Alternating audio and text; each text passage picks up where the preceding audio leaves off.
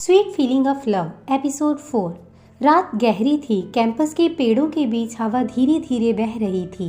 हाना अपने कमरे में अकेली बैठी थी। जुन से बात हुए कई दिन हो चुके थे।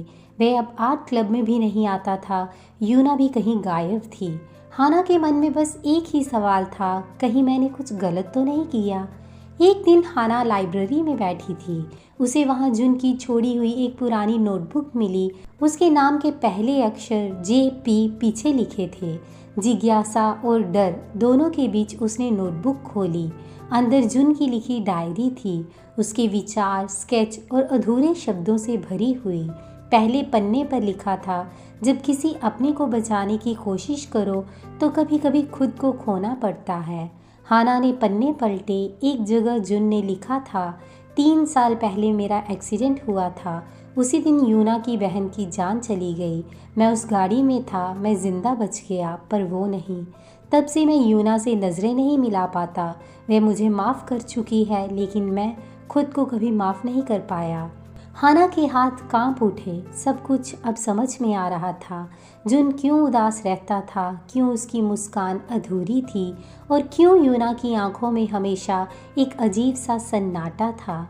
शाम को हाना जुन के घर के बाहर खड़ी थी। उसने हिम्मत जुटाई और दरवाज़ा खटखटाया। जुन ने दरवाज़ा खोला, थका हुआ चेहरा लेकिन आंखों में सच्चाई। तुम्हारी नोटबुक मिली मुझे, हाना ने कहा। जुन ने चौंक कर देखा। तुमने पढ़ ली? हाँ, हाना बोली। और अब मुझे समझ आया तुम खुद को क्यों दूर रख रहे थे। लेकिन जुन, तुमको सज़ा की नहीं, माफ़ी की ज़रूरत है।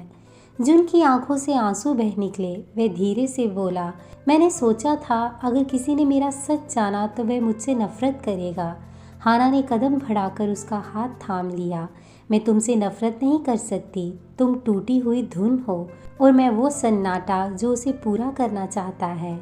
जुन ने पहली बार हाना को गले लगा लिया। कई वर्षों बाद वे किसी के सामने रोया था। बाहर साकुरा के फूल फिर गिरने लगे।